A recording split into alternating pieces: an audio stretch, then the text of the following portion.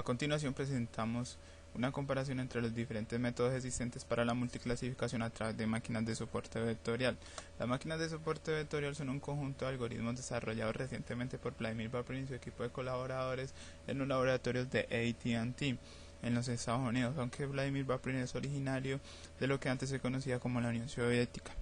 Las máquinas de soporte vectorial fueron desarrolladas originalmente para el problema de clasificación, pero posteriormente se extendió su análisis también al de regresión. Entienda de clasificación como la división entre clases de un conjunto de datos y la regresión como el modelamiento matemático de un conjunto de datos dispersos. Las características más importantes de las máquinas de soporte vectorial son las siguientes. Están basadas en algoritmos no paramétricos. No paramétricos no quieren decir que no tengan parámetros, sino que en ese tipo de algoritmos lo más importante no es la determinación de los parámetros, sino el modelo de aprendizaje realizado en el proceso de determinación de dichos parámetros. Una característica de estos algoritmos es que generan tantos parámetros como se necesiten. Otra de las características importantes de las máquinas de soporte vectorial son que reducen al mínimo la dimensión del modelo, eso con respecto a la regresión, y muestra una óptima habilidad de generalización y son menos propensos a sufrir sobreentrenamiento, así como de no presentar el problema de caer en mínimos locales, todo eso debido al fundamento matemático tan fuerte en el que están basadas las máquinas de soporte vectorial. El problema planteado en el artículo es el siguiente. Las máquinas de soporte vectorial fueron originalmente diseñadas para solucionar problemas de clasificación binaria. ¿Cómo extender la clasificación a sistemas de múltiples clases? Es un problema que en la actualidad es tema de investigación y sobre el cual se trabaja arduamente. En general existen dos tendencias: la multiclasificación a través de clasificadores binarios, en los que encontramos métodos como el uno contra todos, uno contra uno y el DAG-SVM, los cuales explicaremos más adelante. Y la otra es considerar todas las clases a la vez. Aquí es donde el artículo da un aporte al estado del arte sobre estos métodos. Bueno, la idea básica de las máquinas de soporte vectorial es la siguiente.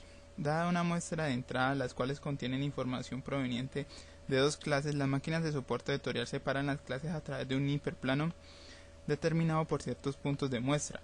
Estos puntos son los llamados vectores de soporte. Básicamente lo que se busca es un hiperplano de separación óptimo. Ese hiperplano de separación óptimo tiene como característica que maximiza el margen de separación. Entre más amplio sea ese margen, mejor clasificados van a estar las clases.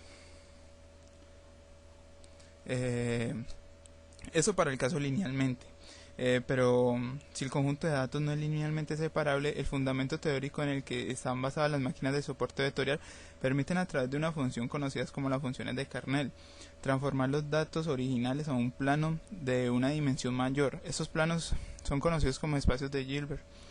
Es decir, la función de kernel realiza una transformación no lineal del espacio original a un espacio de mayor dimensión, donde el problema es separable linealmente.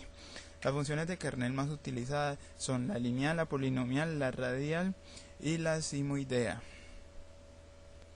Bueno, debido a la naturaleza dicotómica de las máquinas de soporte vectorial, dicotómico significa binario o lógico, surgió la necesidad de implementar nuevos métodos que pudieran resolver el problema de multiclases. Entre estos métodos tenemos el uno contra todos, el uno contra uno y las DAG-SVM. Bueno, el método de uno contra todos, en esa estrategia se construyen n nodos para n clases que se desean separar. La 10ª clase es entrenada con todas las muestras de entrenamiento. A través de una evaluación de una función se determina si la muestra pertenece o no a la clase. El otro método, el uno contra uno, este método construye un conjunto de clasificadores donde cada uno es entrenado usando patrones de dos clases. Para clasificar una medida se implementa un sistema de voto. Y otro método es la gráfica acíclica directa. Es muy similar al método del uno contra uno. En la fase de prueba se realizan gráficos acíclicos binarios con nodos internos y externos que simulan las hojas y los tallos de un árbol. Recorriendo los nodos de este árbol se decide la clase a la que pertenece la muestra. Presentamos a continuación los métodos que consideran todos los datos a la vez. Además de los métodos de descomposición presentados anteriormente, otra posibilidad para el caso de la clasificación multiclase consiste en derivar una única máquina capaz de trabajar con todas las clases a la vez. Lo que se pretende es realizar una generalización natural del planteamiento original. Aunque algunos autores han propuesto algunas ideas, estas han sido consideradas imprácticas por la cantidad de variables que deben de ser manipuladas. Una idea que surge en este punto y la cual fue planteada por primera vez por autores como Christianini y Campbell, personajes importantes en la evolución de las máquinas de soporte vectorial, es la idea de acortar toda la formulación propuesta en dichos trabajos teóricos. Los autores del artículo realizan todo un estudio numérico detallado, el cual indica que con este tipo de algoritmos pueden conseguirse precisiones similares a las máquinas de soporte vectorial estándares.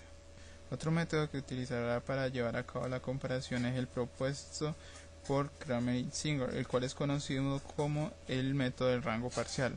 La función de costo es una matriz de Lagrange de n por k, donde n es el número de muestras y k es el número de clases. En cada iteración del algoritmo se maximizan las restricciones del costo dual para cada coeficiente de la fila de la matriz. Filas sucesivas son escogidas usando el gradiente de la función de costo. Este enfoque no es factible cuando el número de clases k crece exponencialmente, ya que el gradiente es demasiado grande. Proseguimos ahora con la experimentación numérica. Los datos para realizar la parte experimental de la comparación de los métodos de multiclasificación fueron tomadas de la base de datos de Stanford y de UC, que contienen información del mundo real para ser utilizadas en algoritmos de aprendizaje como máquinas de soporte vectorial o redes neuronales. Las características más importantes de dichos datos se presentan en la tabla. A continuación presentamos los resultados experimentales obtenidos a partir de la comparación de los 5 métodos expuestos anteriormente. En esta tabla encontramos la rata de precisión, así como los parámetros de entrada del algoritmo, que son el parámetro de kernel y el parámetro de costo. Estos parámetros son variados heurísticamente y los que se presentan en la tabla son los que arrojaron los mejores resultados. Como se puede observar en la tabla, los parámetros óptimos están en diferentes gamas para diferentes problemas. Es decir, no se puede decir que un método sea estadísticamente mejor que el otro. Si observamos en la tabla anterior, algunos parámetros también presentaban la rata de precisión. Esa rata de precisión que se muestran para estos datos son obtenidas a partir de la evaluación de los datos con otras máquinas de aprendizaje como por ejemplo las redes neuronales. Los resultados obtenidos con las máquinas de soporte vectorial son comparables o en algunos casos mejores que los obtenidos con otros métodos de aprendizaje. En general se puede concluir que el mejor método para realizar la multiclasificación es el 1 contra 1. Sus preguntas y sugerencias las pueden hacer al correo electrónico edusecu148@hotmail.com y para más información sobre las máquinas de soporte vectorial pueden visitar la página www.kernelmachine.org, donde encontrarán información actualizada sobre las máquinas de soporte vectorial. Gracias.